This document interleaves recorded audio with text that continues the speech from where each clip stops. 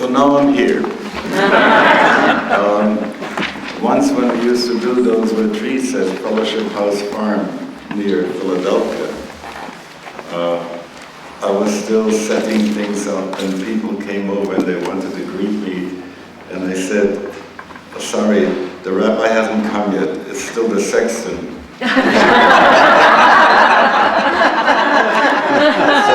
So that's where I was a shamus before.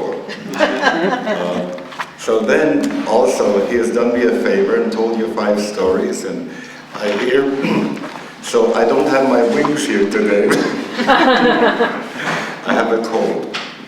So I'm not in the best of high energy today, so you'll have to listen with higher energy, okay? So I begin with a prayer. Source of time and space, Avinu Malkeinu. From infinity, draw down to us the great renewal and attune us to your intent so that wisdom, your daughter, flow into our awareness, to awaken us, to see ahead, so we can help instead of harm. May all the devices we use be sparing and protecting of your creation. Help us to set right what we have debased, to heal what we have made ill, to care for and to restore what we have injured. Bless our earth, our home, and show us all how to care for her so that we might live your promise given to our forebears, to live heavenly days right here on this earth. May all beings whom you have fashioned become aware that it is you who has given them being.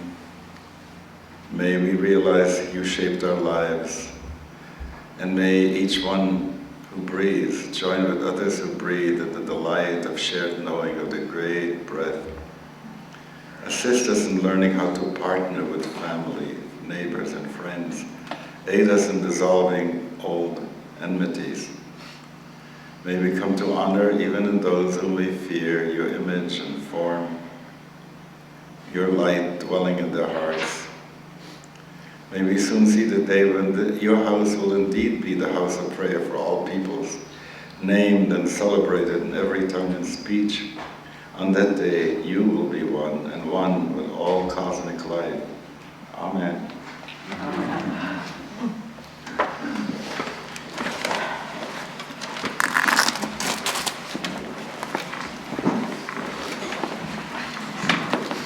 This morning, we will be dealing with ritual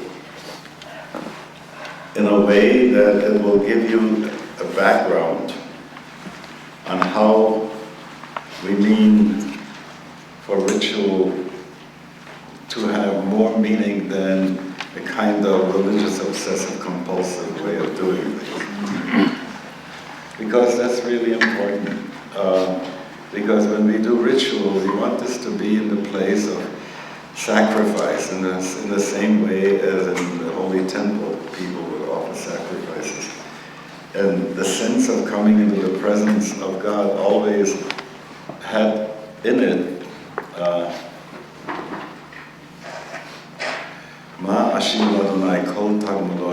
how can I give back to God all the good that I've received? And when people are in that place, they want to bring something of them. And so you bring something nice, you bring a present along. The setting in which you want to present this present becomes subject to a protocol, you know. An altar should have such and such a cloth on it. Incense should be prepared, candles should be lit. You get the whole thing, which is trying to say something about setting the scene. And I like to tell this example about the difference between making Shabbos and inviting the boss home for dinner. When you invite the boss home for dinner, you set up everything exactly. By 5 o'clock, the table is already set. Nothing gets moved since that time. And everything is timed, so it should just go good, because you are on the defensive. Okay. So, but what happens the other way around when someone whom you love is going to come for dinner? You set the table, but I think the flowers should be moved a little bit more. No? Do you see what I'm saying? It's like when you make Shabbos, it always has that sense of what else can I do to make it more conducive to be the tryst of my soul and God. And that's the setting up of the thing. So that's important. So we'll talk about what goes into doing that and what does it demand of us and what kind of mind moves do we have to make so the whole thing should make sense. Okay.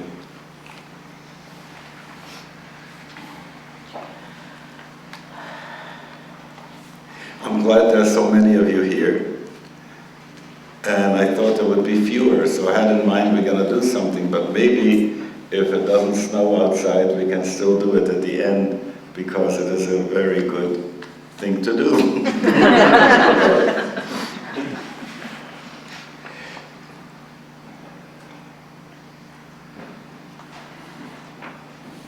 This morning in the news, there's a neuroscientist going to be meeting in Italy, and several, like 20,000 folks are coming together.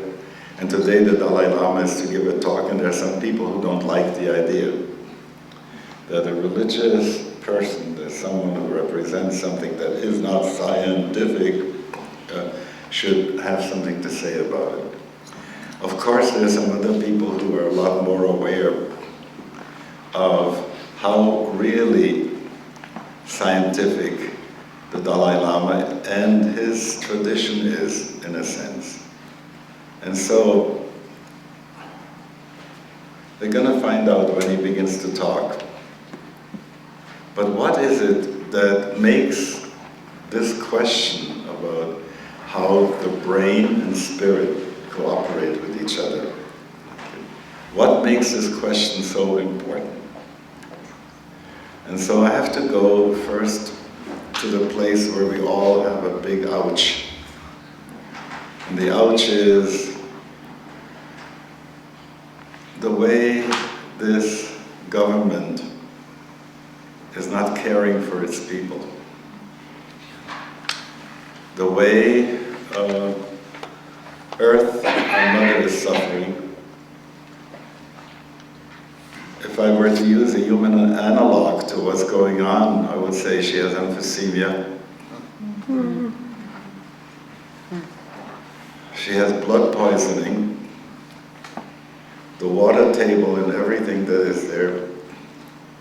And the social fibers that are meant to connect all of humanity have grown so short that we no longer have clan, tribe, extended family, to the point single parent family, single people, even to the point that happened about a couple of years ago where a child divorced a mother in court. So you can see how all this has gotten so shortened. And one of the things that we have learned, no matter which tradition, that if you want to do spiritual work, you have to have someone in the place of Buddha. You have to have a way of living Dharma.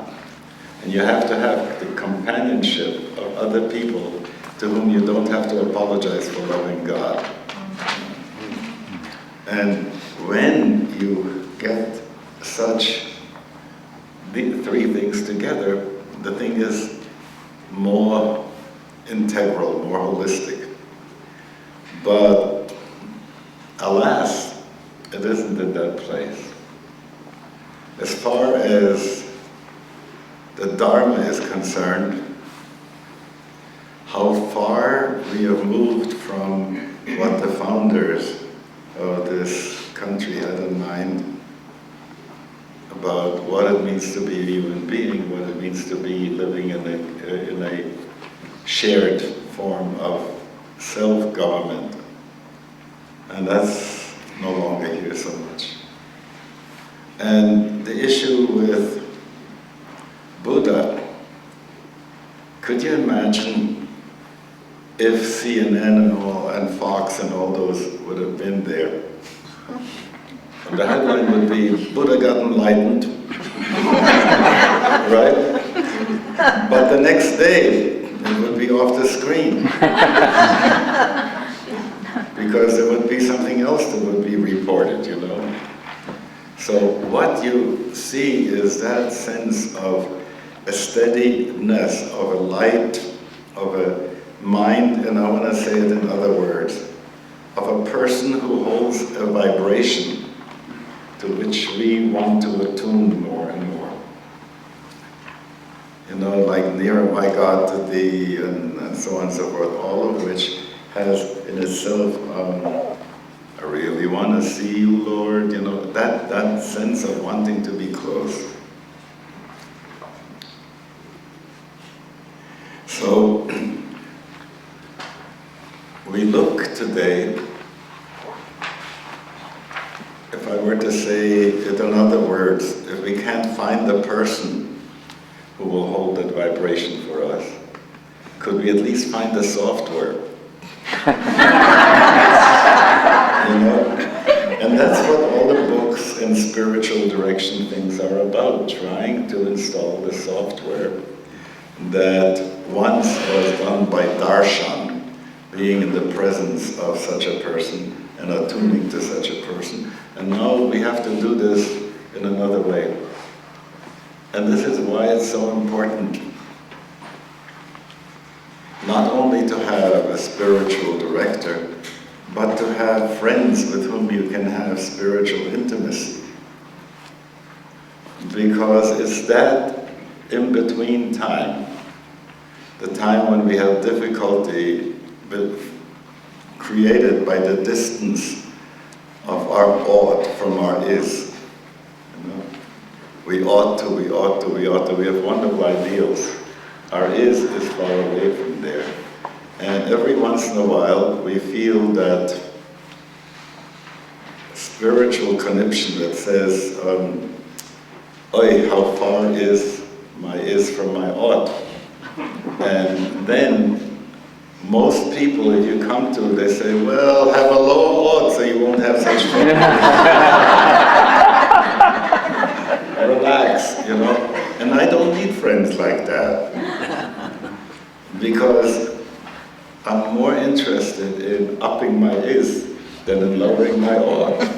So I want to have people with whom I can do that kind of sharing. So I do hope that with Skype and with video conferencing and all the possibilities that are there, that you will have a little chavurah, a little group, a small group, with whom you can have what Sufis call sohbet, you know, that kind of talk, heart-to-heart talk, in which you can do greater things. So, having said what the problems are with our condition today, if we were to say, the karma that's coming down the pike, I don't want that. So what can I do? Well, let's see. Can we organize? And we'll organize so that we will now have the immovable object against the, what's the force called? Irresistible. All right. All right. So what you have here is, if we were to be able to arrange it, even if we would be able to arrange it, and it doesn't look like we are, could you imagine what kind of a catastrophe it would be when it clashes?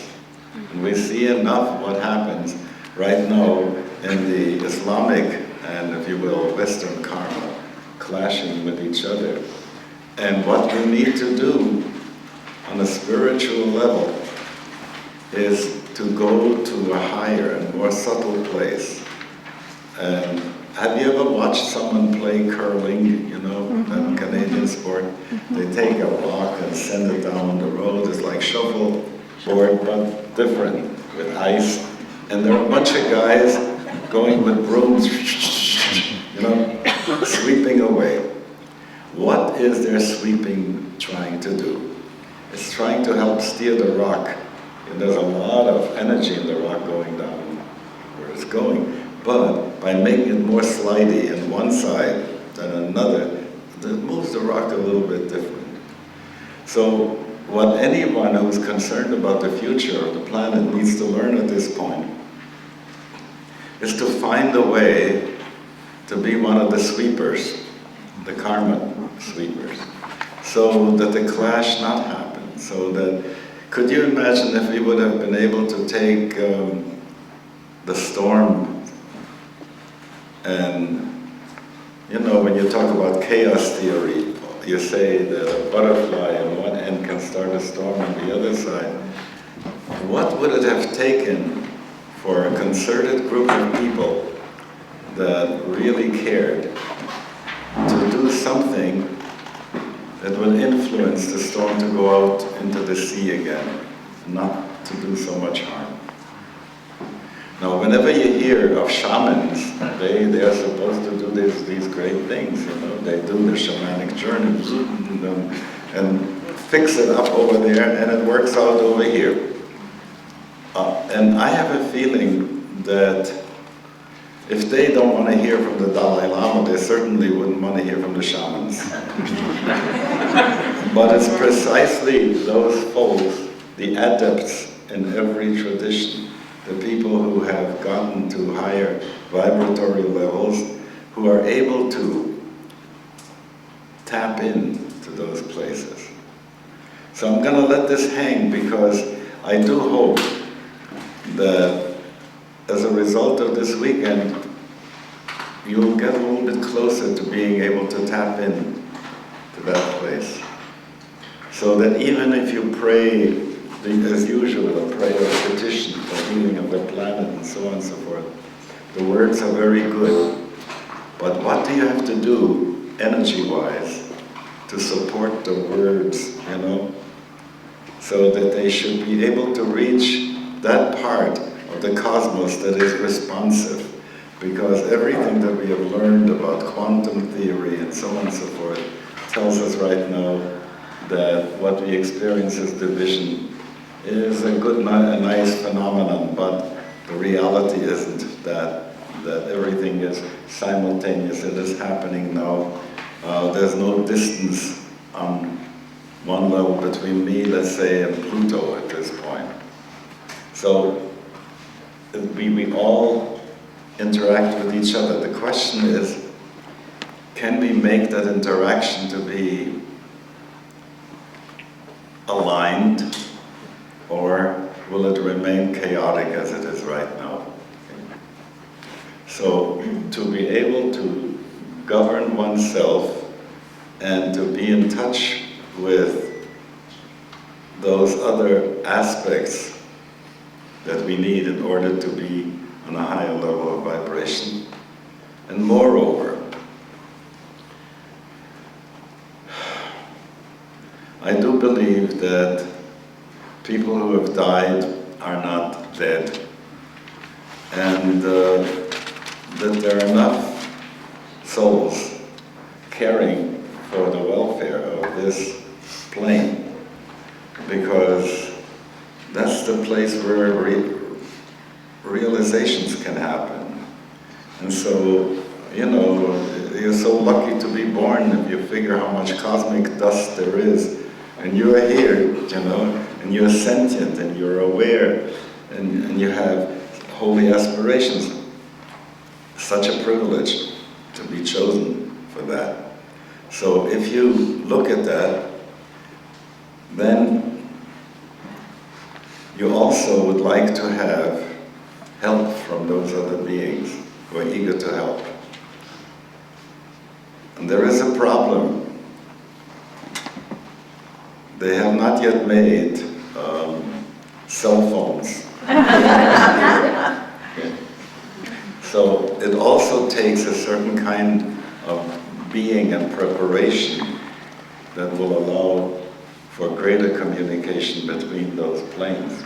And that's what it becomes important to us, because, you know, if I'm saying it, our life depends on it, I'm not overstating it, you know. Our life as a species depends on being able to do that. We have been given a lot by providence, but we have also been given freedom of choice, awareness, skills. If you add up all the self-help books that should lead you to enlightenment, Lazy Man's Guide to Enlightenment, if anybody comes out of this lifetime and says, I didn't do it, they'll say, schmigeg. You had all the opportunities here. You could go and get those goggles that blink and get and you know, and you can be in a tank and float, and you can have teachers, and you can have books, and you can have all kinds of ways to do it. Why didn't you do it? So the question that we now have is to enhance that readiness and willingness for us to want to act vis-a-vis the planet in a messianic way. What can we do to redeem it from its exile right now? That consciousness is in exile.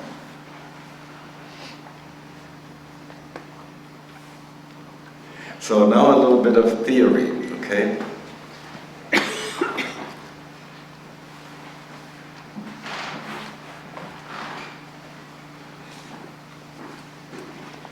I met a person, he was a psychiatrist, analyst also, in Montreal. His name was Carl Stern. And it's a wonderful story, and I can't go and tell it right now. Maybe tomorrow afternoon, you know, when we get together, it's more story time.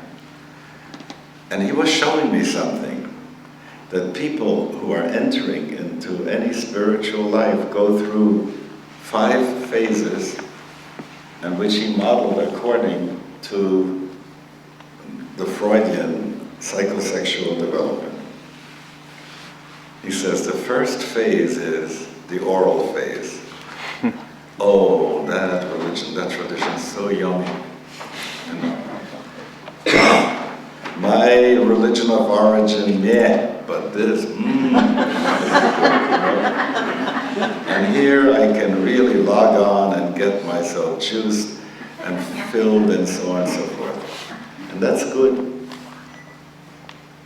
When people are fixated on the yummies, then they do what often happened in the 60s. What are you into now? I'm out of that, I'm into that, you know? Why? Because, oh, Guru so-and-so, you know, he gives you Shakti, but goes all the way up to the top. so people were going around shopping, not people, we. We're going around shopping, and that was the point that we were looking for, because it was so juicy. But just the same way as the baby, after it moves up to the oral stage, has to move into the anal stage, which is to make sure that you have a certain kind of discipline, that you don't drop things all over the place and soil them. So that's where some people get fixated, you know, they say, no, I'm out of this, I want to go back to the oral stage.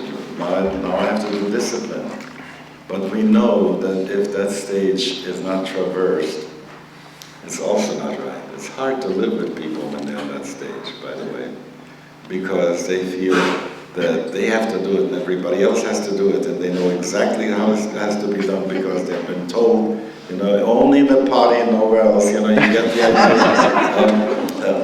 And you've seen people who are in that religious place, that people will say, these are the things that I have to keep, often without being able to balance it out against the other, if you will, challenges that come from religion. But let's say you have managed that, and after a while you say, come on, enough with the discipline. The whole discipline is supposed to be, you know, I learn to play, I fell in love with the violin. Then I learned to play a violin, had to do the scales, and had to do this and that and other. It took hours and hours of practice. But now I want to play something beautiful. And so you see that a person who gets out of that place of the anal phase goes into what he calls the phallic phase. At that point, everything is symbolic. You know, everything you do means something more than that. And you live in that world, and it's a world that enriches dreams. It's like Alam al-Mithal, the world of the imaginal world, comes through. There's a shimmer on the objects that you set aside to decorate your altar.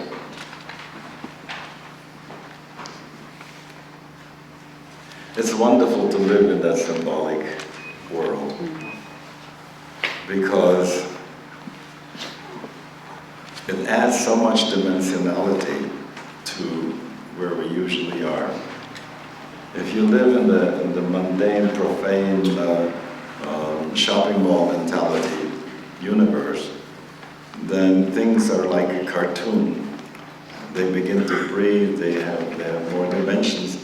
When you are in that place where the imaginal comes in, and it amplifies everything, it gives more dimensionality.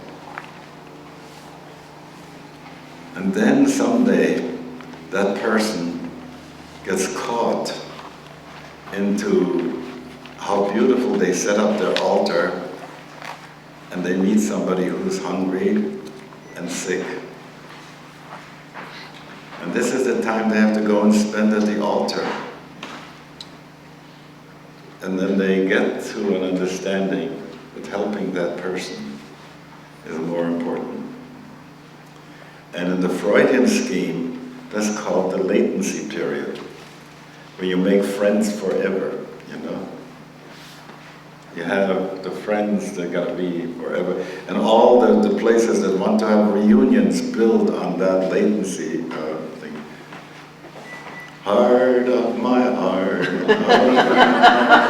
right? It's that sense of how wonderful it is. And that is the joy of the Sangha.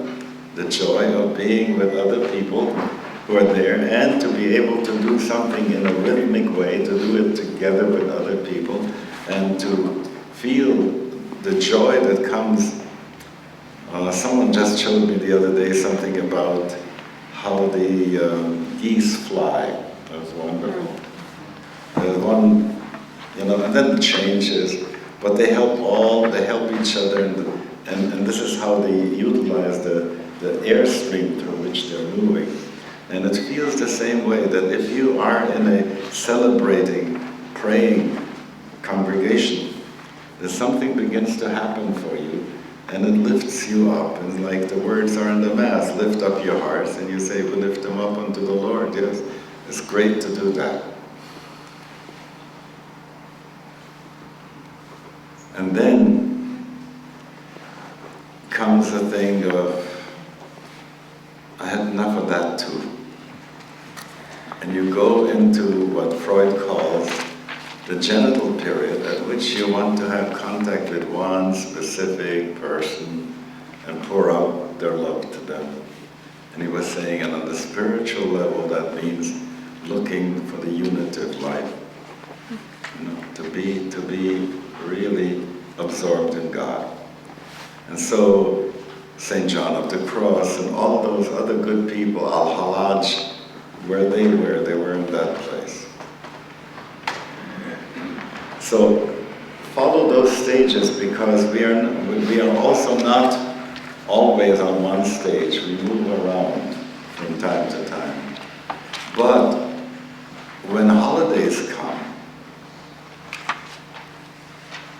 and the cycle of the year, if it is not put together by the Chamber of Commerce, but if it is as a result of having lived with nature, and here is where I come back to how we have it in Judaism about the vernal equinox and the full moon's Passover. So it goes with the solar lunar calendar at the same time. The autumnal equinox and the full moon is Sukkot. New moon of the autumnal equinox is Rosh Hashanah. So you always get a sense of this is how it goes. So now when you look at the meaning of those holidays and you ask yourself, so what's my job? What's my homework? People will celebrate Mardi Gras, but they won't do Lenten. And Lenten comes because, Mardi Gras comes because of Lenten. And Lenten is a preparation for Good Friday. And Good Friday is a preparation for Easter Sunday, but in between there is the Saturday in which he descended into hell, and then he rose again. So you have a sense of how this Christian calendar operates. The Jewish calendar will take us through going out of Egypt, going out of slavery, coming into the spring at that point. Even before you have Purim, the celebration, which is sort of like the Mardi Gras celebration for us. And that's also on the full moon.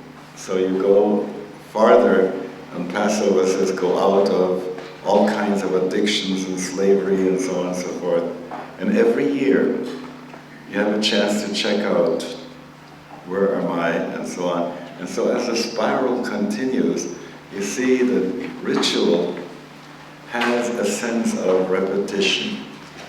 It needs to have a sense of repetition, which then gets you to the place that the next time it comes around, you can build on where you were. There are some times when I have to go back to a most childish form of prayer. For all the meditation, for all the spiritual whatever you've done, there are certain times when you're really in an ouch and you want to say, Mommy, help, And then the prayer comes from that place. So there is sometimes where we regress to a former stage.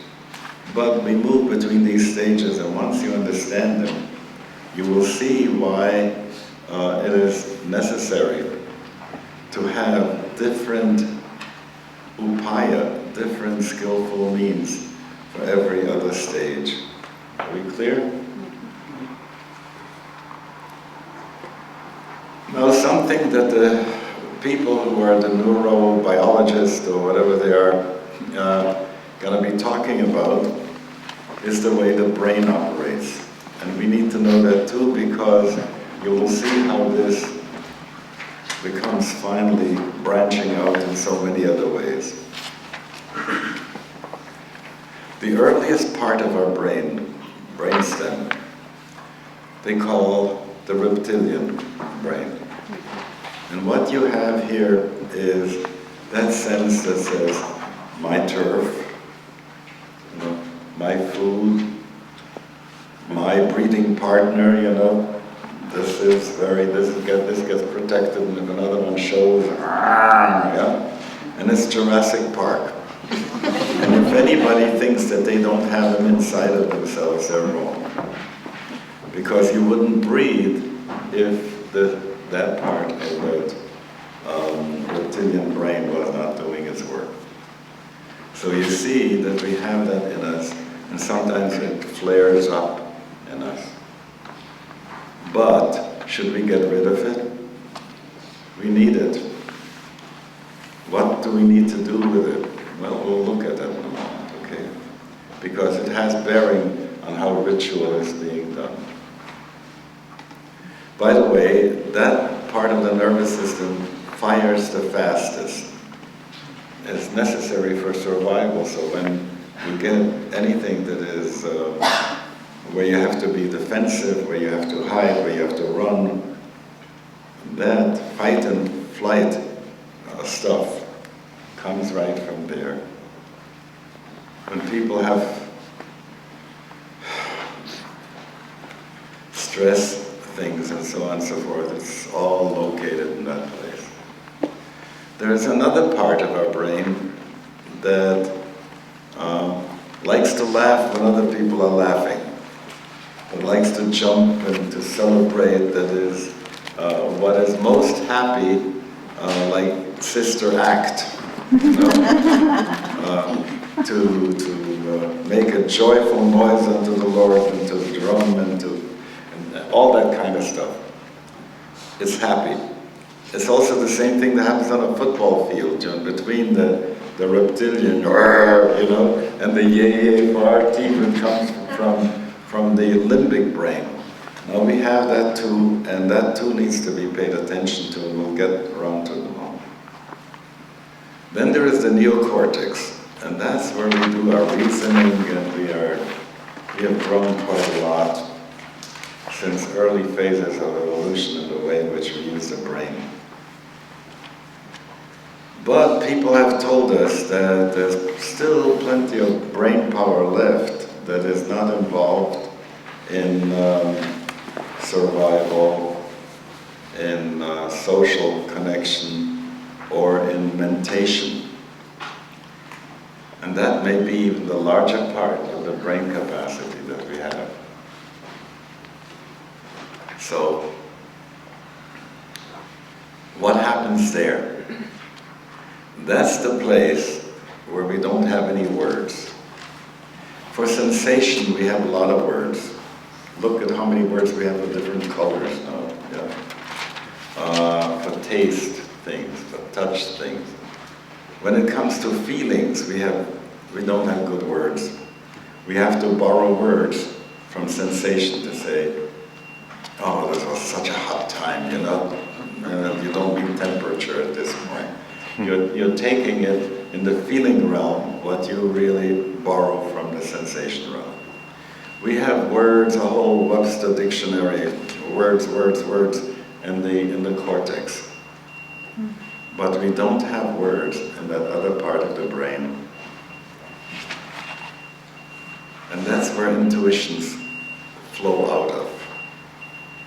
If somebody says to you, how do you know? And you say, I just know. Could you be certain?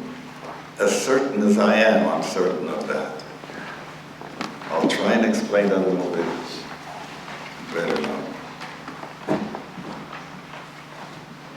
You know that people speak in grammar about the accusative, that's a thing.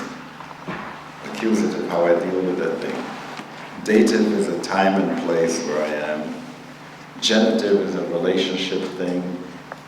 And nominative is where I am the subject. Now, when you look at where the reptilian brain operates, it treats everything as an object.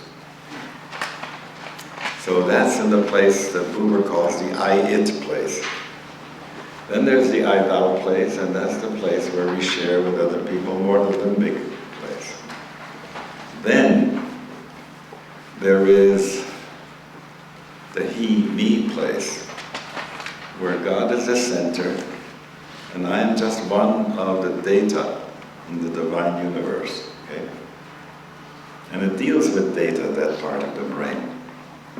And most of the time, when we do our thinking, we think about, let's say, about the world that's out there, and I'm not in the world, you know?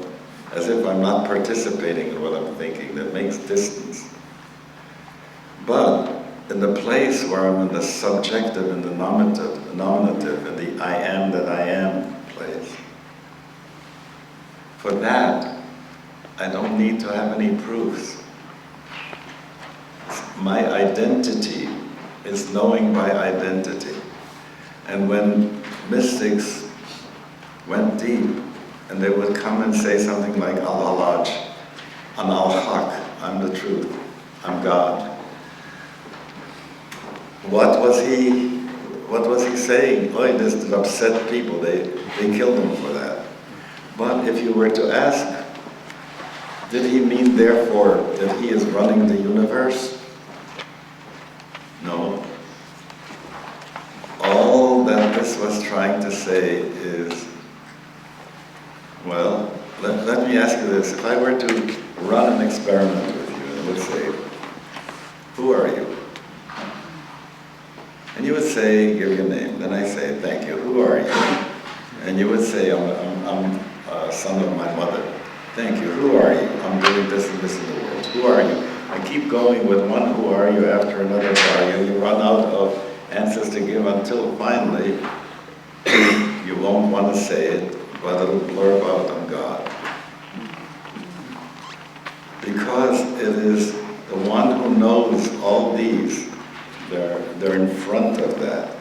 And that part is behind it all. And so when I can take off all the covers, as it were, one after another, after another, then what is left is just that. So intuition is a way of saying, how does God know? By being it. How do we know that? By being it, by having the identity with it. And once you allow for the quantum universe, you don't have anymore any problems with that. Because you are that, you know, even science brings this in. Now notice these 4 things that I was talking about. 4 parts of grammar, 4 levels in brain, and now something else. I want to understand how the universe works.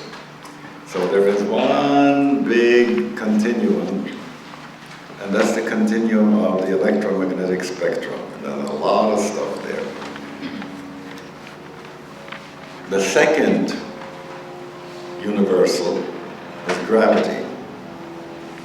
And my Rolfer once told me this so beautifully. He said, you know,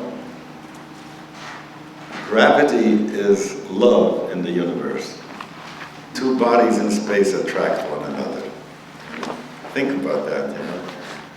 How Earth loves us by holding us up in this way, in that sense. So that's the second tier. The third tier is what they call the strong nuclear force, and the fourth is the weak nuclear force. And now we got those same 4 again. And now if you will check, Hatha and Karma Yoga is going to be on one level, Bhakti Yoga will be on the second level, Jnana Yoga is going to be on the third level, and Raja Yoga on the fourth. And the 4 letters of the divine name in Judaism, the Kabbalah, and the 4 worlds, and the 4 ways of interpreting scripture. And all these forces that keep coming up, including the great forces that Atum enjoys to deal with the 4 elements, in which you can say that earth is the bottom one, you know, water connecting is the next one, and air, ideas and stuff like that, hot air sometimes, is up there, and finally you get to the fire. Well, let's take a look and see how this works in the body, okay? These 4, earth, water, all right. Sometimes when I'm praying for somebody for healing, and I also show it to that person who I'm praying for, visualize your skeleton, okay? And paint it black.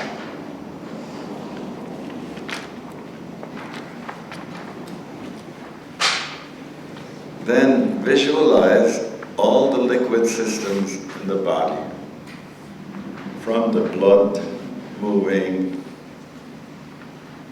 lymph, and the capillary. We are mostly made of water anyway. And you see that part. And color that blue. Then look at the air part. Lungs, air suffusing blood, skin and pores breathing. And you see that level. That's the air level. And then look at your nervous system, the brain, and color this one golden, and how it goes through the spine, how it branches out through the fingers. And then sometimes you see him sort of vague, and not very strong. And then you try and bring down greater intensity to to those 4 levels, so that the earth part be strong, and not be so breakable, that there should be a cleaning of the water part of that, and the elimination, and all working to the kidneys in the right way in the bladder, and then go on to the lung and expanding the capacity and a higher level of oxygen in the blood. And then finally, nervous energy, chi, all these kinds of things. So you see, we have these 4 coming through time and time again. So a good ritual is going to have those 4 things in there. Let this hang for a bit. We got several things hanging. I hope we're going to pick them up again, okay?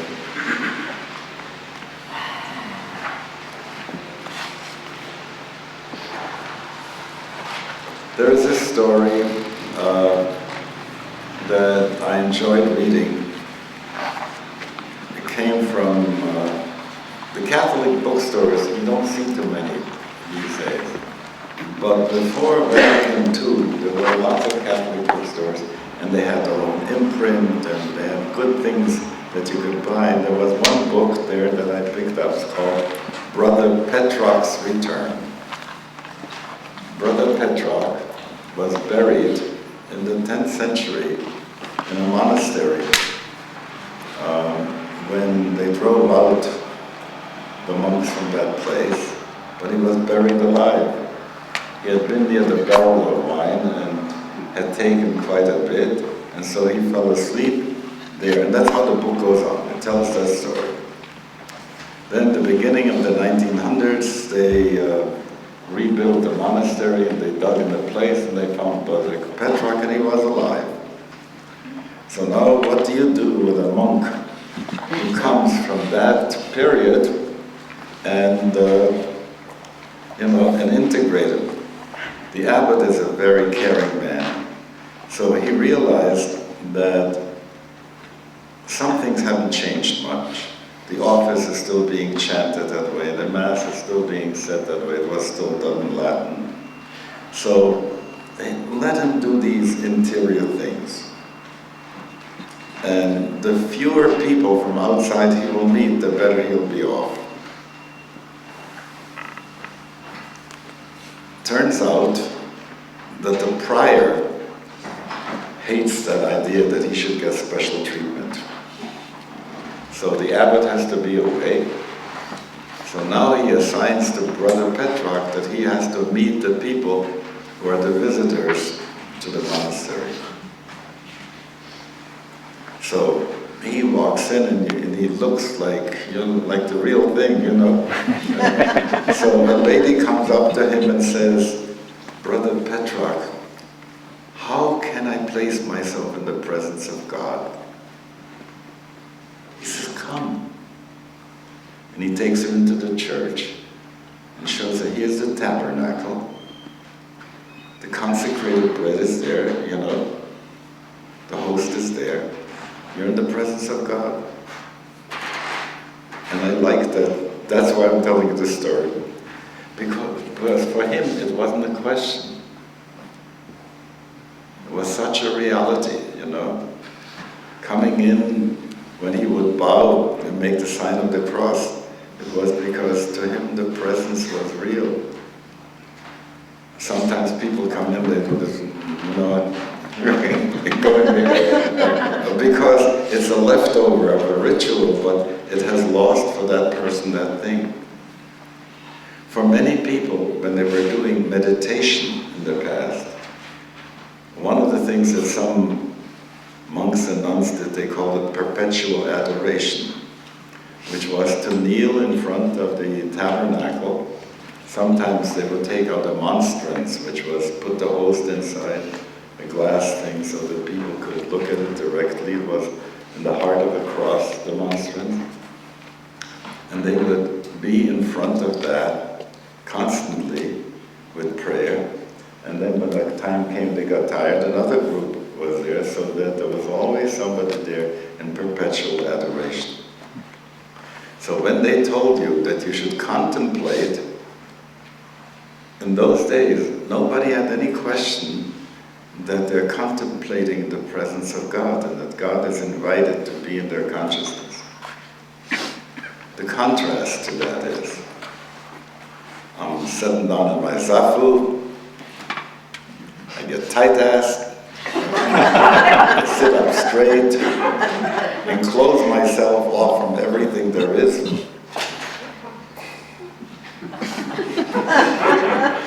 And I'm making fun of that because what happens is that God is not invited in to one's consciousness. And I just want to say that that's a downfall for so many people, because then you build and create for yourself a bubble and you never get out of the bubble. You don't want to be in the bubble, you want God to be with you. And that means that when you decide to meditate, that there is an act of making yourself present to God.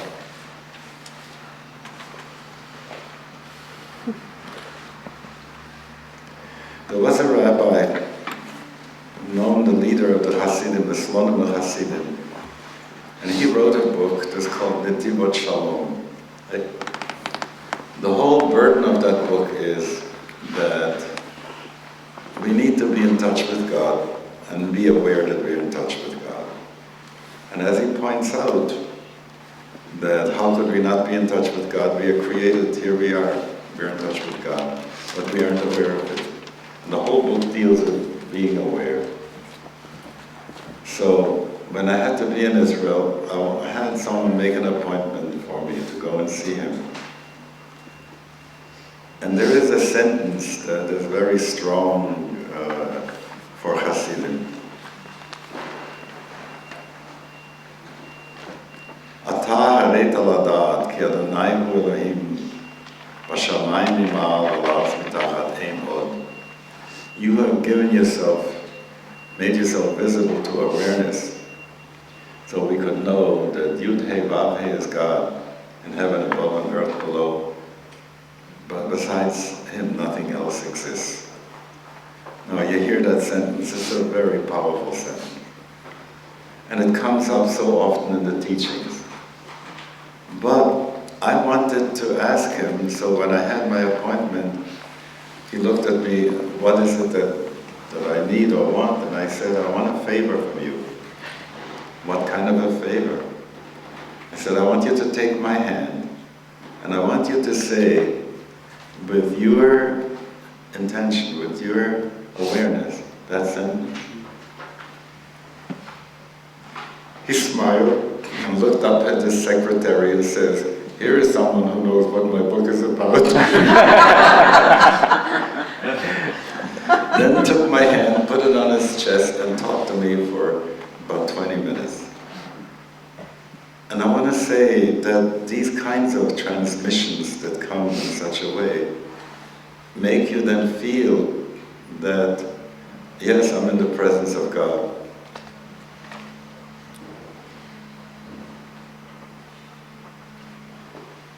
We are in the presence of God. And that is so necessary when you create any ritual. You have to have a God's corner at home, a little altar, some space that where you do your prayer, where you do your whatever, sacred practice, so that you return to that place, because the body is sensitive to that. And once you come into that place, the body will already know what to do. It's like Pavlov's dog, but the soul will begin to celebrate. Goody, goody, goody. And go to God,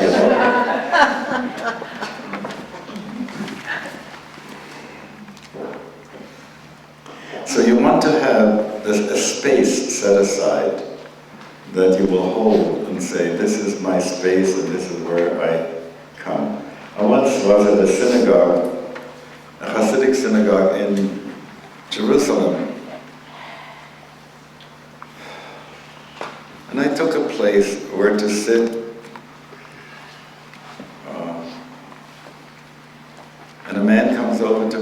around and says, "Excuse me, you have to vacate this seat." I said, "What's wrong?" He says, "This one belongs to a person who always sits here when he prays.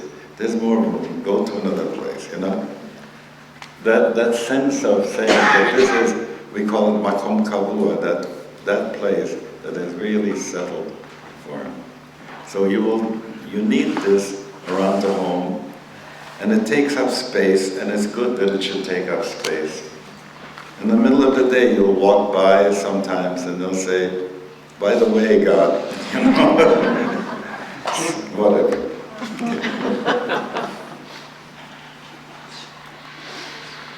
So we're talking about God's space.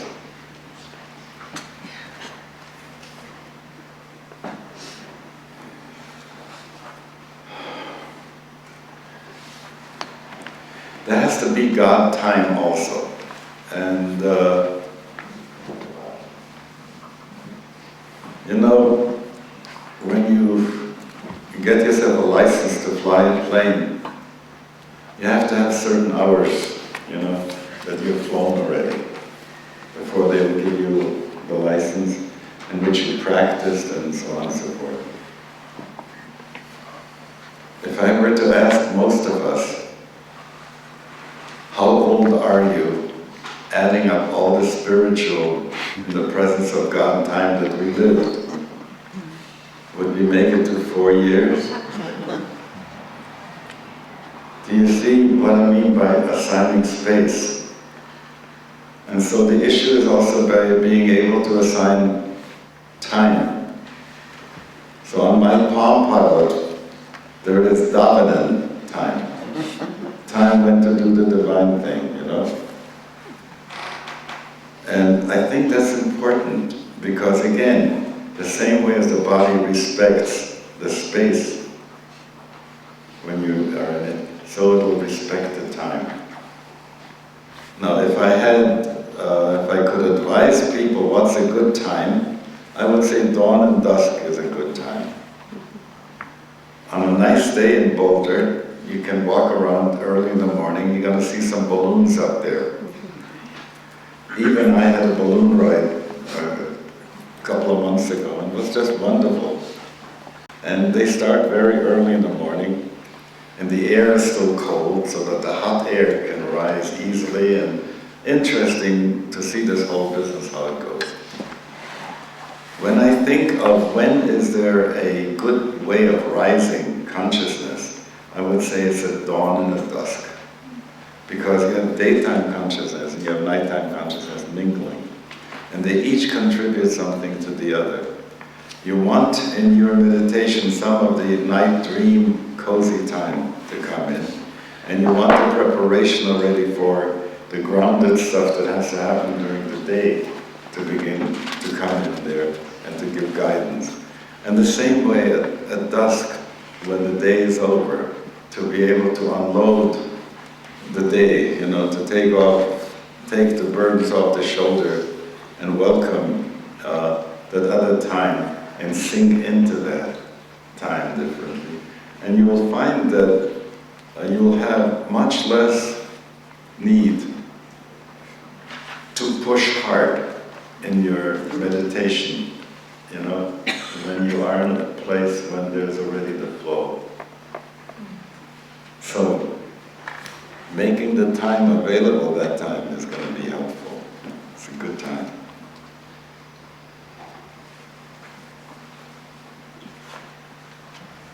Incense. Do you remember they used to have a perfume called My Sin?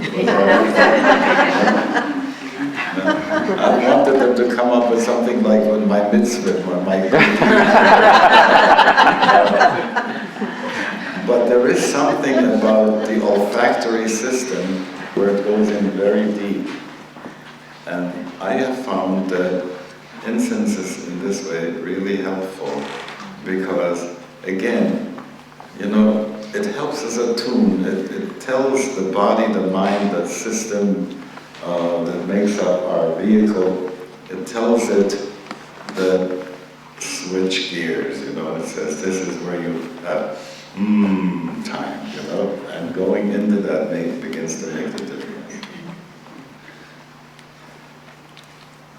Now the nice thing is if you can socialize it. Because if you do it alone, most of the time when you do something alone, you switch and you are not there anymore.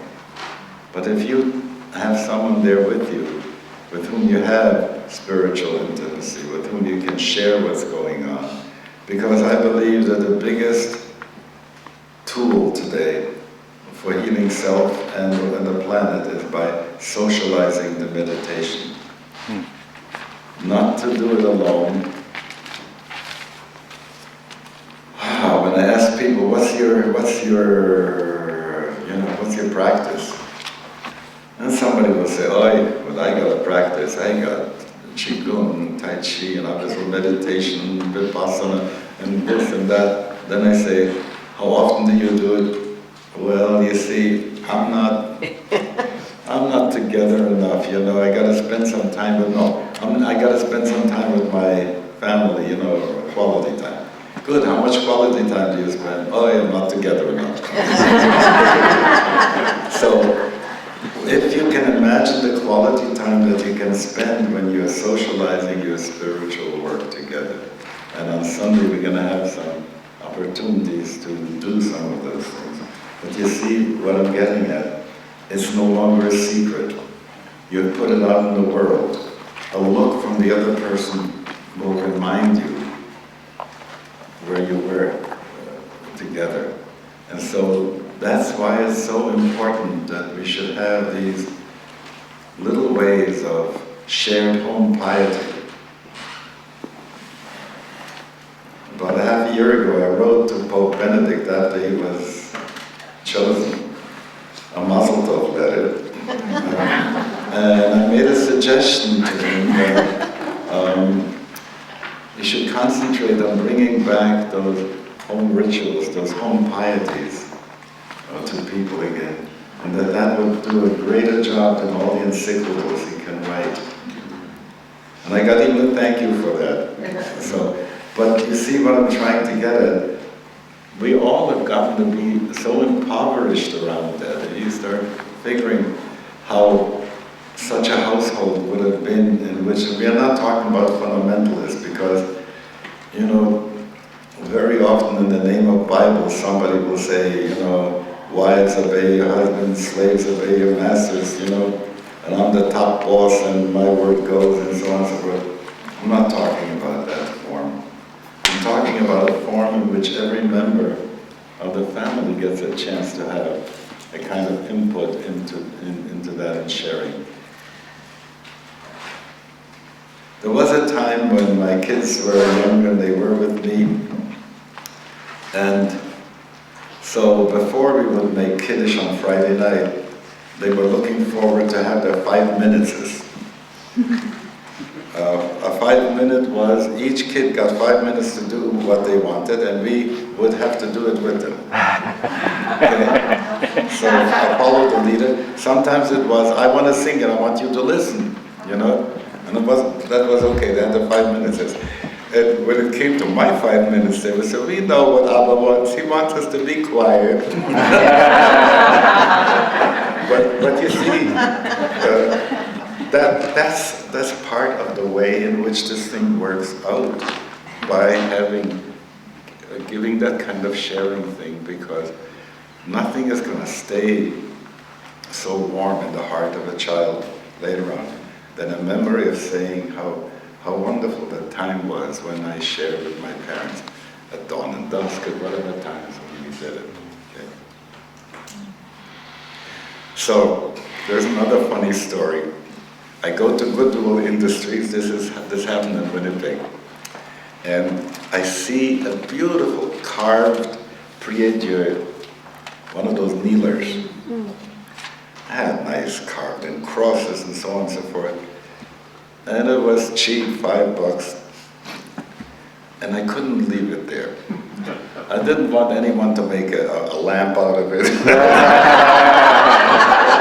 it had good vibes, but it couldn't go to my home.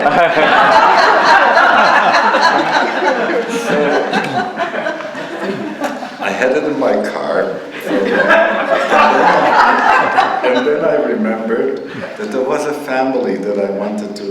bring it to. So I brought it to that family and said, I have this there for you, I think you would like it. So they took it first, they had it in the living room, it was too embarrassing. Living room. One of the kids says, I want to have it. So they took it in their room, and after a little while, another kid, can I use the prayer thing, you know?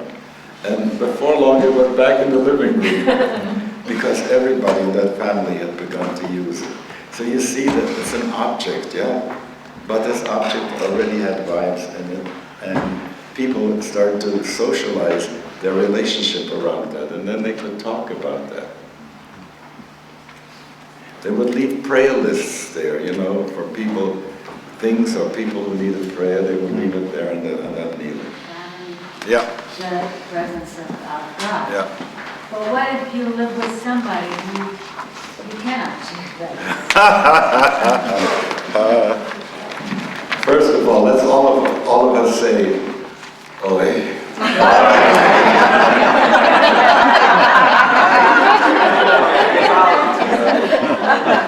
You know, my heart is with you because I know how difficult that is. Very often, you know, there is a way in which the very same person who doesn't want to talk about God, because that's a bad word. It's a real difficult word for many people because they had troubles around that word. People beat them over the head around that word. Or they would see people who talked about God, God, God, and then their behavior was not where it should be. So they have their whole geschäft about it. Especially the whole generation that came out of the Depression. There the thing was, listen, we gotta make a living, you know, we don't have time for all that kind of Narishkeit. Or stronger yet, if we go back to the 20s and 30s and you see who the people were around that time. I'm talking about how many Jews were socialists at that point. Because it was very clear to them that there are things that have to be set right, and the only way to be able to do that was that. And that religion was used as an opiate of the masses was very clear to them too. So there was a whole generation of what people call the red diaper babies. So those folks were allergic to religion. But there is a place sometimes, I doubt if there isn't, you know, if someone has got some level of ought spark in it. And some people get it through music, and some people get it through stories, and some people get it through other things. But once the conversation, instead of polarizing oneself, you know, you don't like this kind of stuff, and I want it, so I'm not going to do it with you, so that polarizes. To be able to bring what you have in your heart to what they also can dig, that usually works. And then little by little, there is an attitude change, but it doesn't change right away, especially not with a frontal attack. You know, how you see the world is wrong. If you say that to somebody, you see what happens. All right, anyone else? All right, I'm going to move.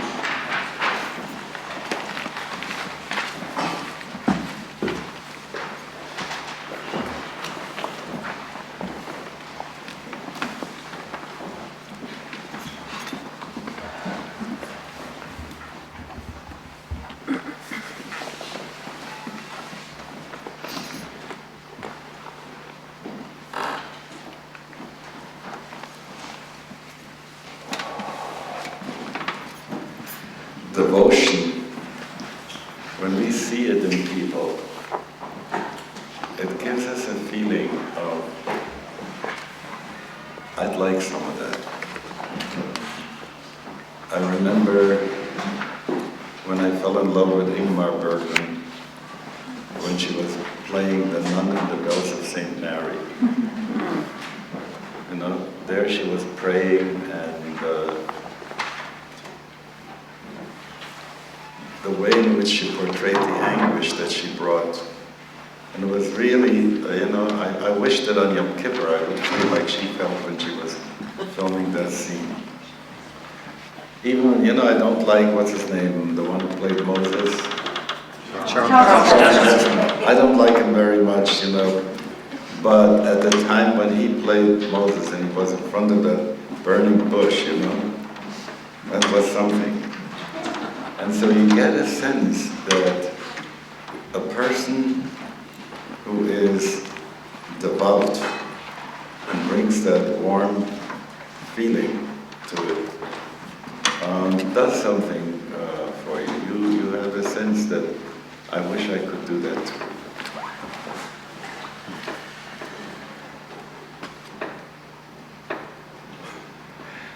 When I was about 4 years old, Papa would take me to the synagogue with him, and sometimes on my way to kindergarten, I'd walk by a side chapel of a church, and there I saw ladies with kerchiefs doing things with candles, just like my mama did on Shabbos. So I'd come to the conclusion that all men are Jews and all women are Catholics.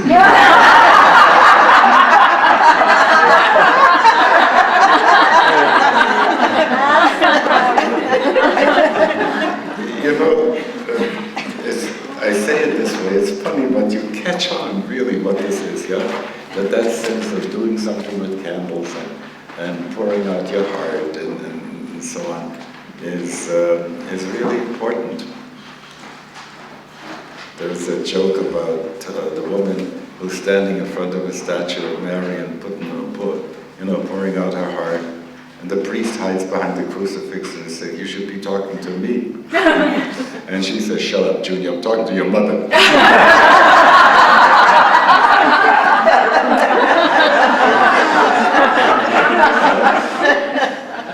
But you get a sense, sometimes also in the devotion, that it's not so easy to talk to God as Father as it is easier to talk to God as Mother, and to pour out your heart and have a sense of being listened to differently.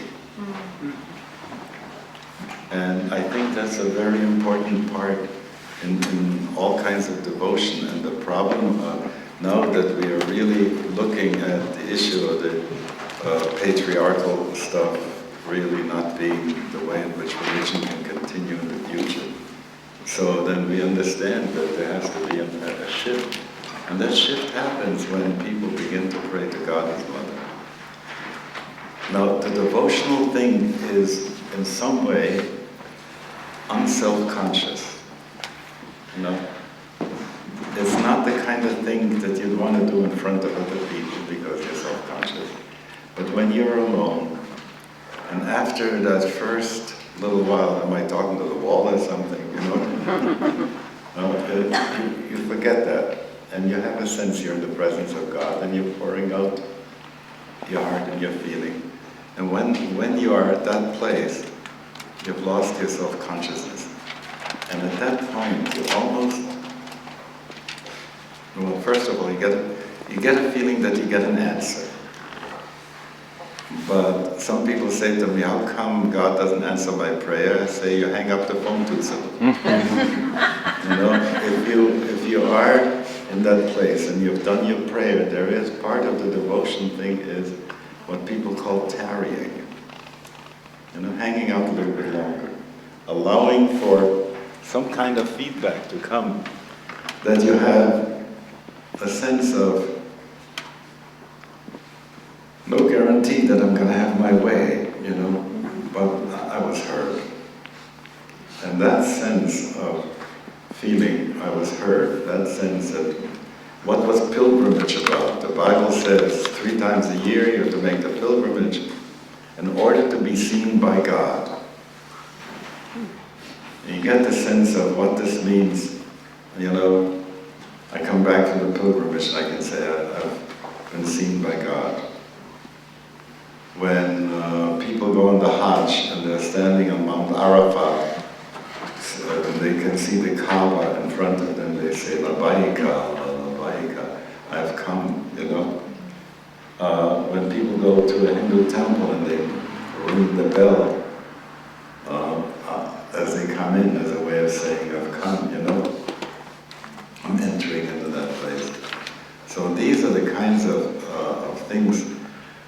to do with devotion and with that sense of presence that comes with that.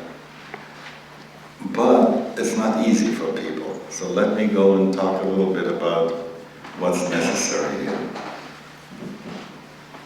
William James tells a story how once he was in New England and he was talking to a deacon of a church there, and he said, when you place yourself in the presence of God, what do you visualize? He says, I visualize an oblong blur. You know? Now wait a minute, it's not so bad. Because what he was trying to say, that person, is any picture that I can picture isn't it. So I want to go and say, I'm in the presence of something, but I don't want to give it a name, a form, nama, rupa, because that's not what it is, okay?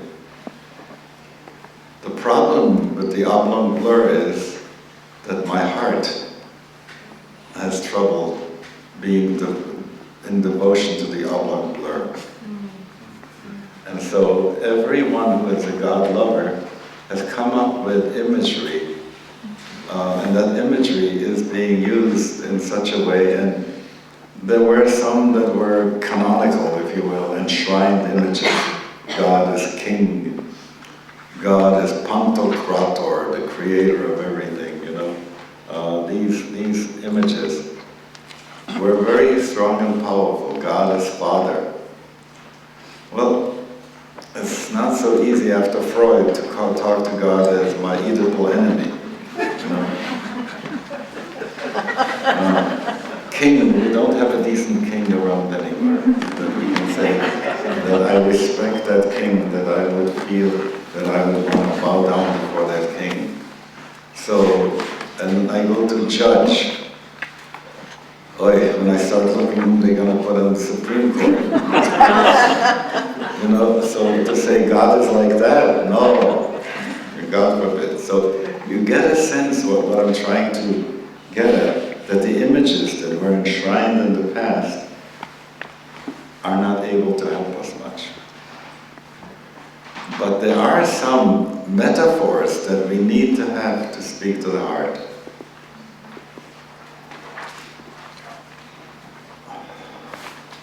Jews aren't supposed to deal with sculpted images and stuff like that.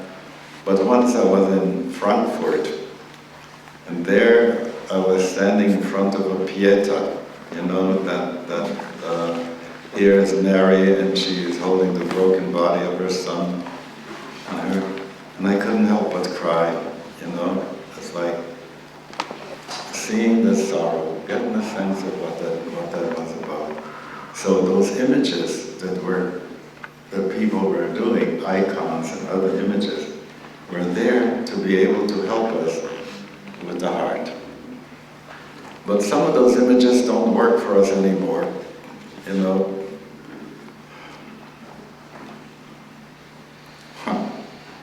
I have an exercise I did once with students in Winnipeg.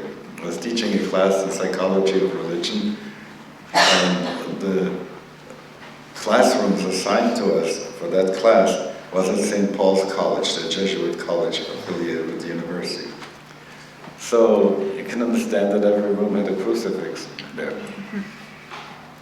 So I tried to explain to the kids first person, second person, third person, you know, so they should understand. And I said, close your eyes, I'm going to point to something, and you have to write down 1, 2, or 3 what this brings up in you. First person, second person, third person. Ready, set, go. Pointed to the crucifix, and the following came out. The Protestant wrote third person. That's him there, okay? Most of the Catholics wrote second person. That's the one they're talking to. Most Jews wrote first person, that's me up there.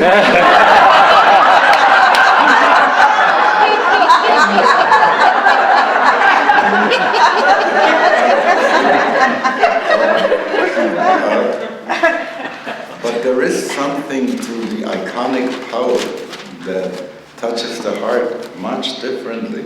And so when you get to the place of saying, what is my root metaphor? Which one do I choose? Now, in Hinduism, they call this the Ishvara, the chosen deity. There are a variety of forms in which Vishnu appears to people. But it could be Raghuvir in this household, and it could have another name in another household.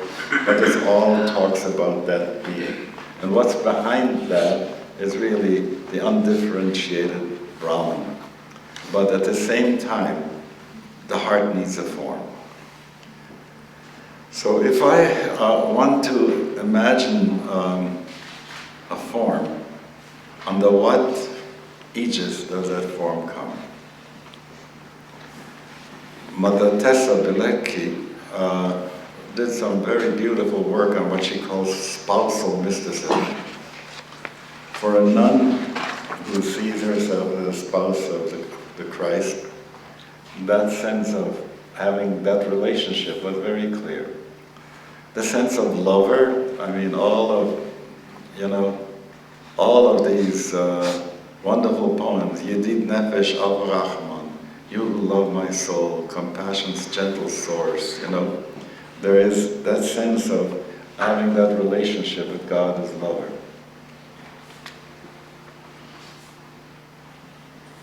Friend.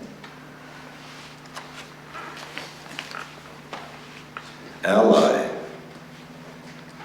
You know what? Even sparring partner. Sometimes it comes out, God gives us a hard time. And this is how we learn how to take the strength to overcome and to be strong. I don't believe that the angel who was wrestling with Jacob that night came to wrestle him down. He was a sparring partner saying, you're going to meet your tough brother tomorrow. I want you to see you're not just made of, what would they say, of chopped liver, you have energy too. Sometimes it comes that way. Adverse stuff comes at us and so on and so forth.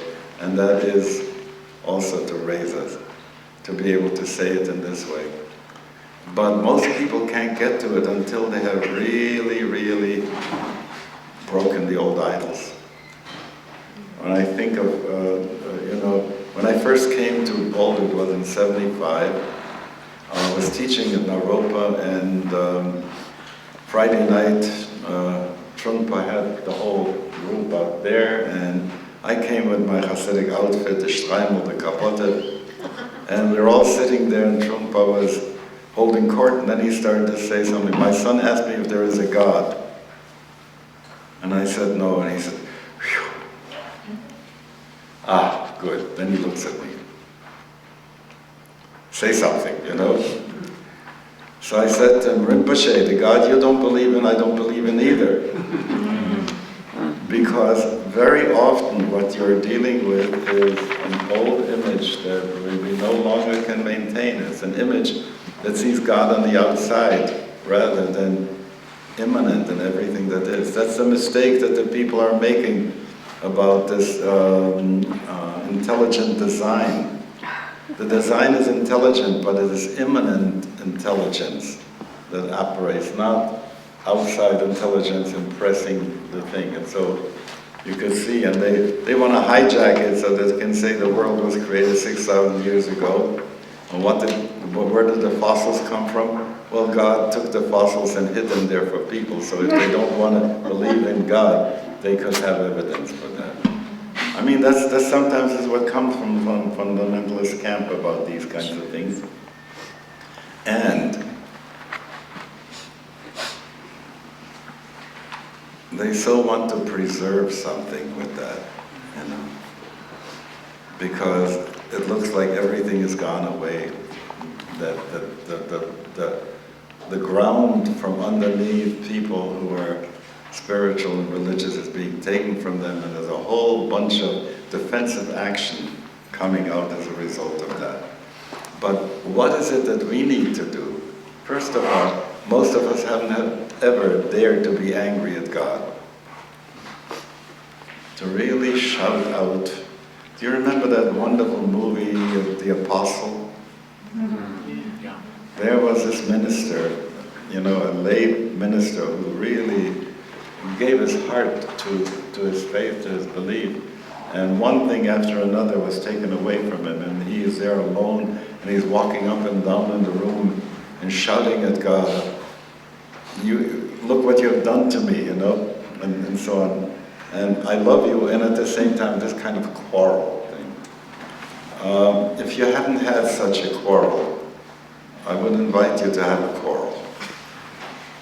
It is necessary because it sits under a cross, just, times that we feel, what right did God to have to create me? You didn't ask me, I didn't ask for this trip. Don't you sometimes get into this situation? So therefore, that kind of a thing, if you can't be intimate enough with God to be able to say how angry you are, then you won't be able to say how you really love Him. Because it'll feel like, don't you love Uncle so-and-so? I can't stand him. He smells bad, but I have to give him a kiss because he gives money to the family. That's how often people say the nice things about God, not having had a chance to express some of the things first and to clear that up.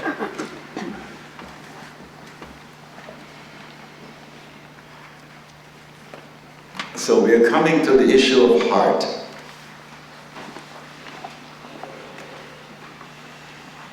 There's more energy in heart than there is in brain. An electroencephalogram needs to be amped up a lot more than a cardiogram does. Cardiogram goes much easier. There's a lot of energy in the heart. And when you start looking at the way in which the intuition has come to people sometimes mistaken the wrong way, God wants the heart. Well, if you're an Aztec, you cut out the heart of a victim and put him on an altar. But that's taking it in a very gross way. God wants the heart. God wants the heart. And that sense of being able to say, I bring my heart to this thing. And so ritual has to have a real place where heart will be at home. That it's not being done just mechanically.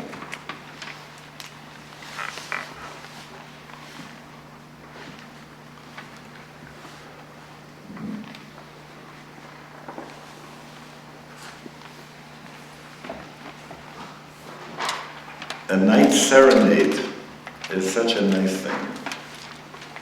Leise flehen meine Lieder durch die Nacht zu dir. A lover is sending up a song that way. When you come into your sacred space, if you can have a nice song to sing, that already takes it out of the brain stuff and into the heart.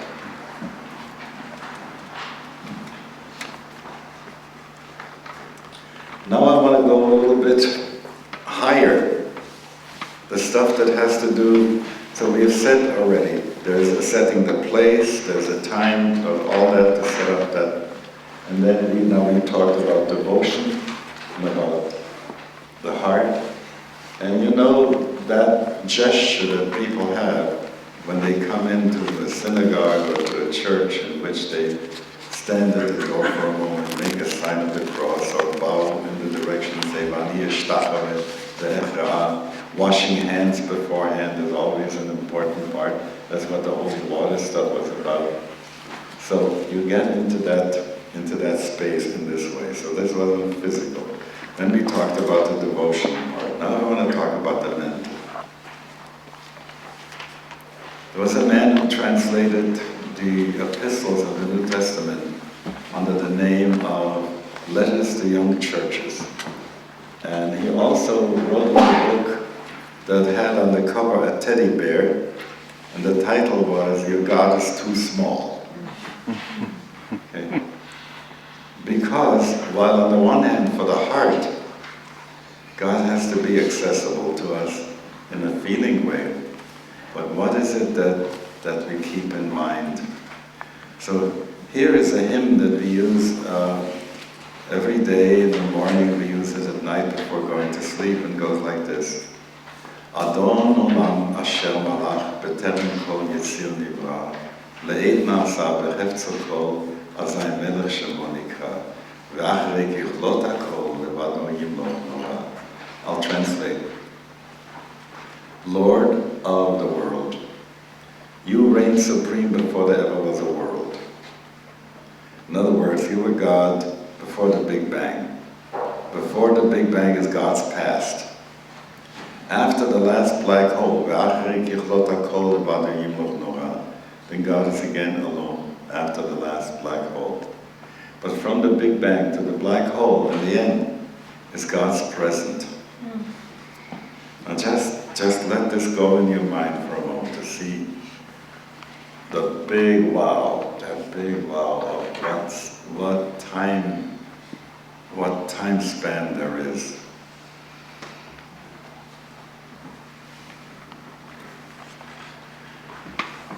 We have in our liturgy a description that there are some angels that are called Ophanim, the wheel within a wheel.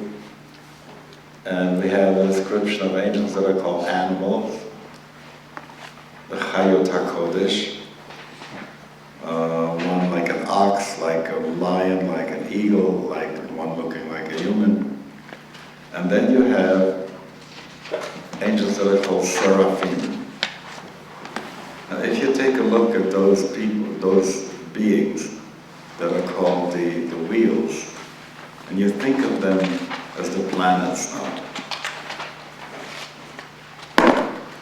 and you imagine now in the morning, not to forget that while the day sort of covers the sky and you can't see beyond that, how vast the solar system is. And that is saying, holy, holy, holy is the Lord of hosts. And then the animals, you go to the zodiac, the animals of the zodiac, and you see again how vast this system is, still in our Milky Way, still in our galaxy. And then you go to galaxies, the burning ones, way out there, the seraphim. And when you imagine that they are all conscious beings, you see, our heresy is to think that we are the only place that's conscious. And Jane Goodall shows us, come on, even monkeys know some things, you know. And you could see how consciousness goes. Even if someone would have said a stone can be conscious, we would have said you're crazy, yeah?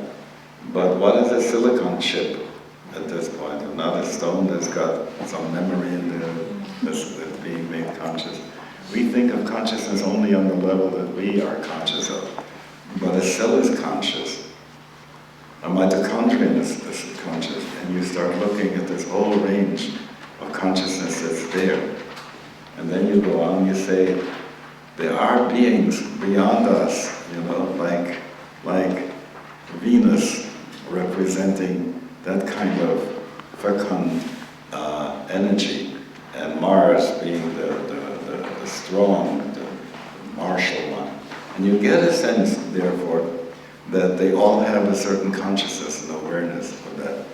It's not like our awareness, but it's an awareness, and it's a vaster awareness. If I could go to a place and say, how aware is our planet, the Earth? I'd want to say that every one of us, in our awareness of it, constitutes one cell of the global brain. So the totality of that, sometimes we are lucky, sometimes there's a moment of grace when we can feel not only our consciousness, but the rest of the consciousness too, you know. Make me one with it all, you know, that is that kind of a thing. When people speak of cosmic consciousness, it's like being hooked up in the consciousness of all the other beings that there is. So one of the things that needs to happen in your ritual space is to connect a little bit with that vaster consciousness. So it's not just a small little everything, despite the fact that you will have prayers to make that deal with mundane things. Nevertheless, you're addressing that.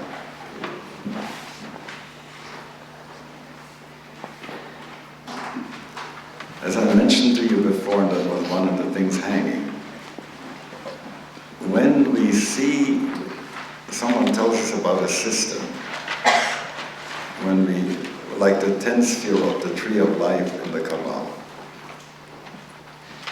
most of the time we think of that as being outside of ourselves, you know. That's where Chesed is, that's where Gur is, but I'm here. You know? That's a mistake, because if that stuff is for real, then I'm inside of that. And that's what people call participatory epistemology. It is a knowing in which in that thing that I know, I participate in that thing that I know.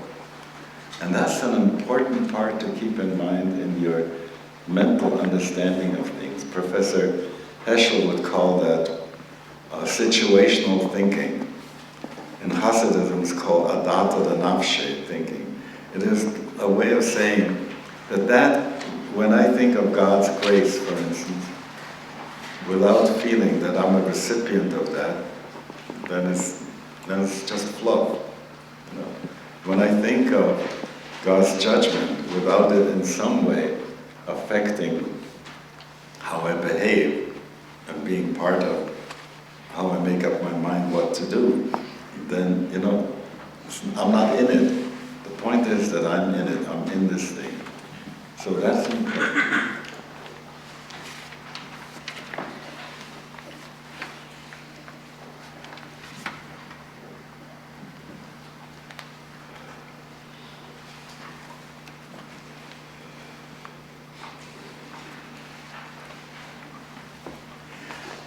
Before I talked already about that place in which we are identical with the divine, that is part and parcel of that moment that has to happen, not for very long, but whatever you do in the ritual, to the point almost that the priesthood of serving God is not your person, but that God is serving himself through you. I don't know if you get that. That's an important part of that.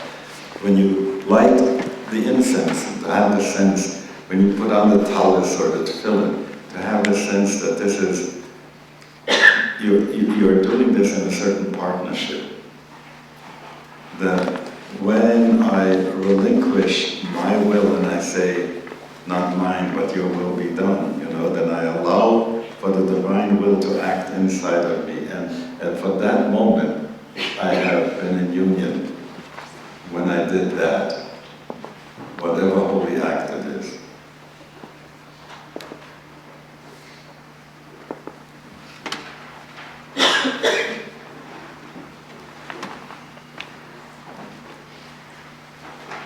When is the break? So that's really up to you. You decide where you want to finish. If I can go a little bit longer, yes, it's okay Yes. with you? We're here till 1, Zalman. So we are here till 1. You can end whenever you want. Okay, thank you.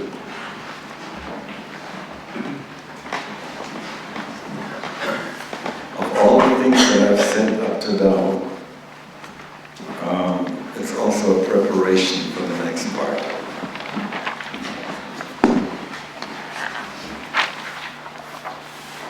One of the great teachings in the Kabbalah is to speak about the feminine aspect of God, about the Shekhinah, the divine presence. And one of the teachings about the Shekhinah is that she is in exile.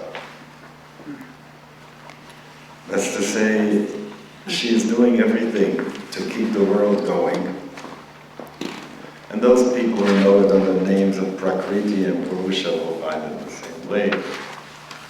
She's doing everything to keep the world going, and she is not honored in this. She's forgotten, she's in exile. And that people are doing things in a way that weaken her.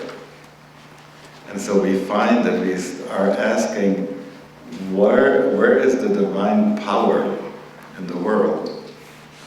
I would want to say the batteries need charging. Because ritual and devotion is the way in which we charge the divine batteries. I want to put it in other words. For as much as we make space for God, God can enter. It sounds funny. They once asked the Michael Kosacoff when he was a child, where is God? And he said, God is where he is allowed to come in. Because he was not talking about space, filling space. He was talking about feeling space, what happens inside of people. That part, if we look how little, when you have the sense that there's no room at the inn, when Mary is about to give birth and there's no place for her to go and have a baby. So many of us are looking for a place where we can do the God birthing for ourselves. And there is no space where we can go to, where it can happen. Making that space becomes important. So, that space has to be filled with. For every person who has an awareness of the presence of God, that fills the space at that moment. And that energizes that space. So the prayer gets answered from that space a lot more than not. If that space is empty, it doesn't happen so well.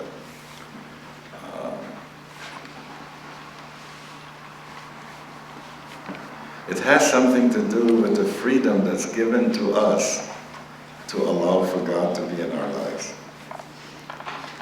God could overwhelm us, but that wouldn't be fun for God either, So when you read the Song of Songs, where it talks about two love partners, you don't want a partner who says, well, all right, you want me, I'll be there for you, but I don't like it. You don't want such a partner. You want a partner who is going to respond to you. You can't wait until the two of us are going to be together. And that sense is missing. It's missing in churches, it's missing in synagogues, it's missing that kind of wanting to attract that presence. And that is the reason why we have to assign time and space for that. So this is what gets filled with ritual. So now I'm going to come on for one more loop, and then we'll go outside and do something on the outside because there's enough room in here.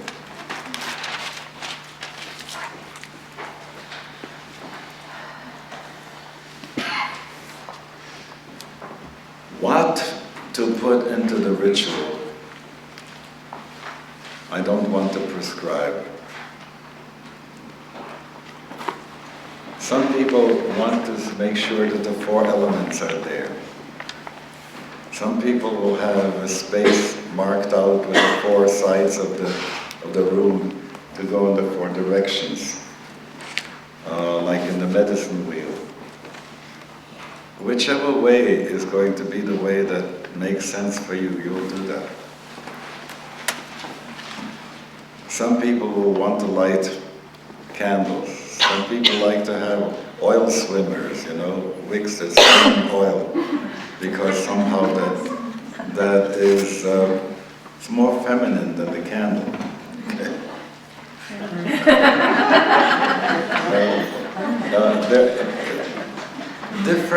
Different people will take different ways of doing that, but the sense of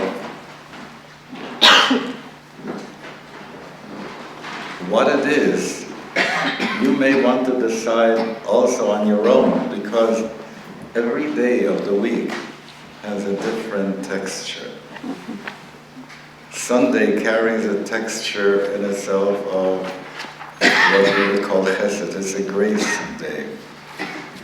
Monday is sort of a harsher day, Blue Monday. You get a sense about it.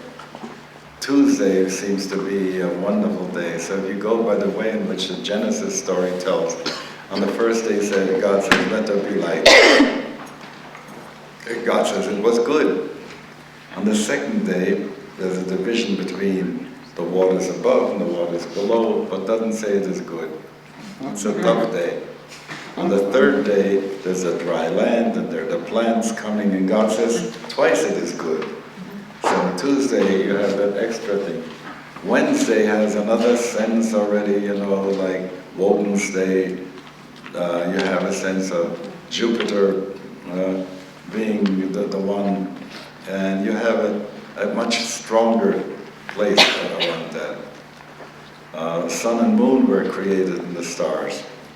Then you go in the fifth day, and you have all the egg layers, the fish and the birds. Do you remember the Escher picture that had birds becoming fish and fish becoming birds, and it's going on like this? That wonderful flow that is there is so great. So Thursday carries that quality. Friday is a time when mammals and human beings are being created.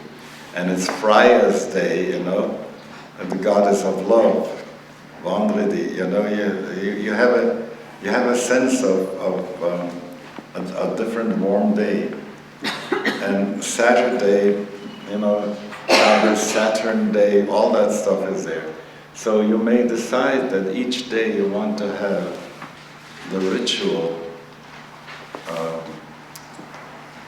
set to have part of the flavor of that day of the week. When people work on wazifas, for instance, on certain moral attributes, each day can have, can be the day when you watch out on this one, because you're closer in the flow of that quality that day, so it's much easier to do. What else? There is a sense sometimes that people put on the altar something of food, which then later on gets taken from the altar and consumed in a special way, and that's where you find prasad, all kinds of other forms in which people will do that. If you have been to South America or in India and looked on altars, you may have found that people put coins there. Have you seen that? Money on the altar. And I think that's so wonderful, so cool.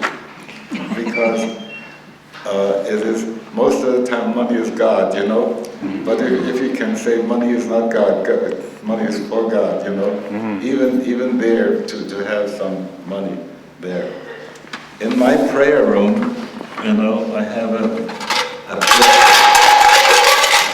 so that whenever I get through praying for a particular person or for a condition, I put some money in there. And then I take that money out and I give it to someone on the street corner who's asking for that. But, it's like saying, do you mean it when you pray? And I can say, yes, I do. I mean it. I mean at least a quarter's worth. But it's like good money on what you care to do. That's an important part of that too. So I leave it to you to elaborate, and it would be wonderful to have someday a website that would show a variety of God spaces and special ritual liturgies that people have done for themselves. What I'd like us to do now, and I'll explain it to you here, and then we're going to do it outside, and we'll see if we have enough space to be able to do it there. We'll want to get into a circle, and in that circle, I want you to be according to your birthday in the year. Okay? You'll organize yourself according to your birthday in the year. Let me see. Who has a birthday today? Nobody. Anyone having a birthday in the coming week? Good. So we're going to take you as a starting point. The people who are going to be before you in the year will be to your right. Imagine you're 6 o'clock, okay? And 5 o'clock is going to be before you. 7 o'clock is going to be after you. So somewhere over there is going to be August, and I'll be there in that place. So you'll find your place in that circle, okay? Then, I need to have 3 voices later on. And one voice is the people who will choose to speak for the Jewish voice, another voice to speak for the Christian voice, another voice to speak for the Muslim voice, okay? The Jewish voice, people will say, Ya Melech, Ya Malach, Ya Yemalach Leolam Va'ed, Ya Melech, Ya Malach, Ya Yemalach Leolam Va'ed. Can I hear a few Jews say it with me? Okay, all right, good. And somebody who wants to borrow being Jew today, that's fine. Ya Melech, Ya Malach, Ya Yemalach Leolam Va'ed. Those are the words that I was using before. God's past, God's future, God's present.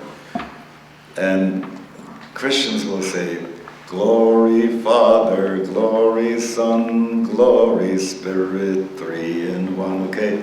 Glory Father, glory Son, glory Spirit, 3 in 1 again.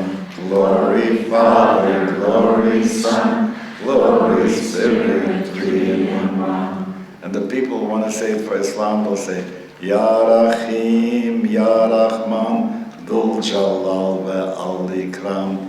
Ya Rahim, Ya Rahman, Dhul Jalal ve'al Ikram. Ya Rahim, Ya Rahman, Dhul Jalal ve'al Ikram. It's that for, O merciful, O compassionate, O most powerful and potent God, okay? So, you remember these 3, and that's what we're going to do once we make that circle on the outside. So you go first and find a place for yourself and we'll organize this. February.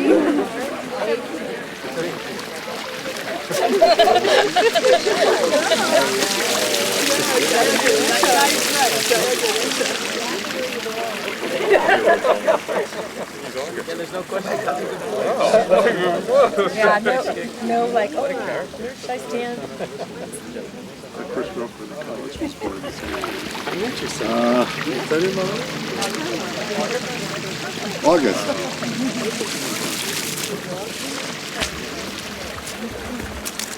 Which? 28. 28? 24. 24. 6. Okay, I'm here. 17. There you go. Okay. We join in.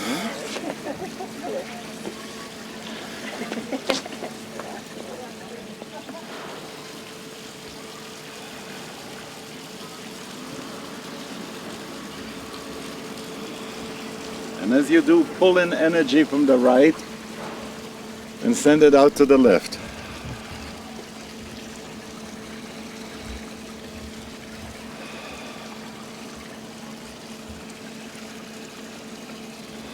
Two more.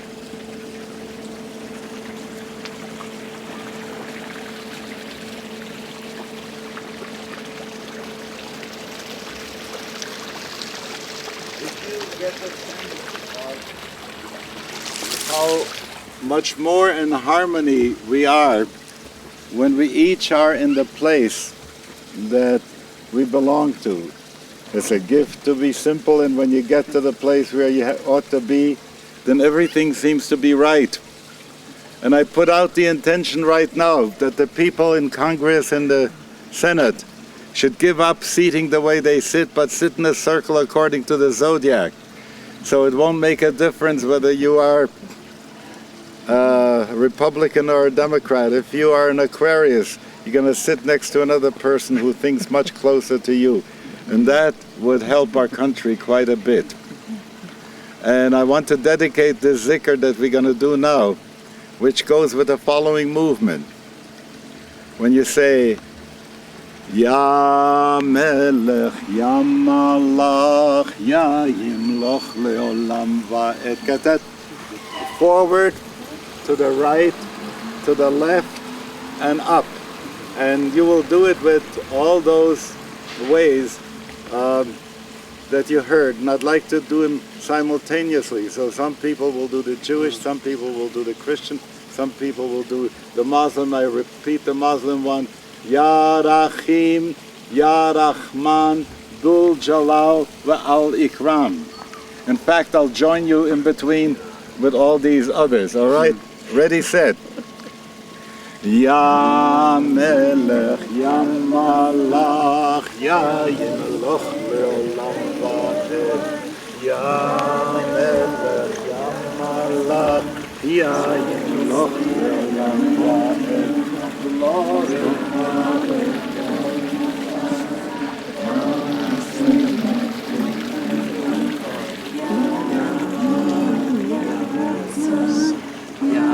Spirit, three in one.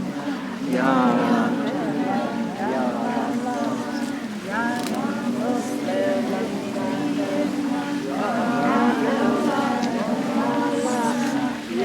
the Spirit, three in one. God the Father, God the Son, God the Spirit, three in one. God the Father,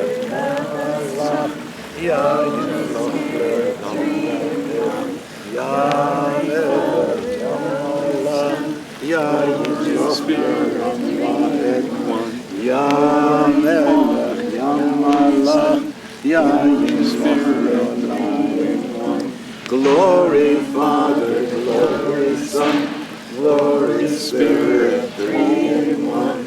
Glory Father, Glory Son, Glory Spirit, three in one.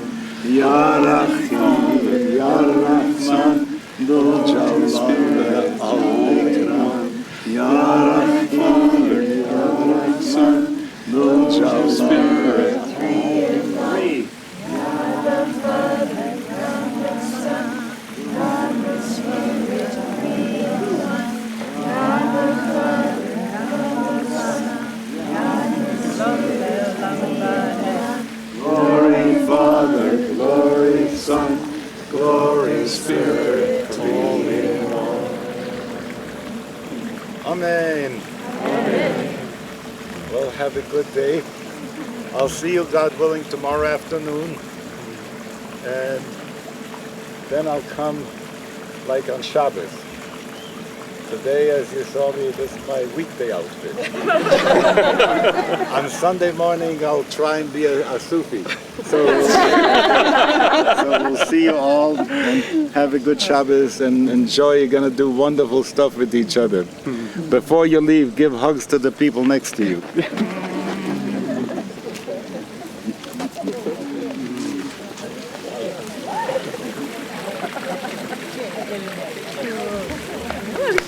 Thank you.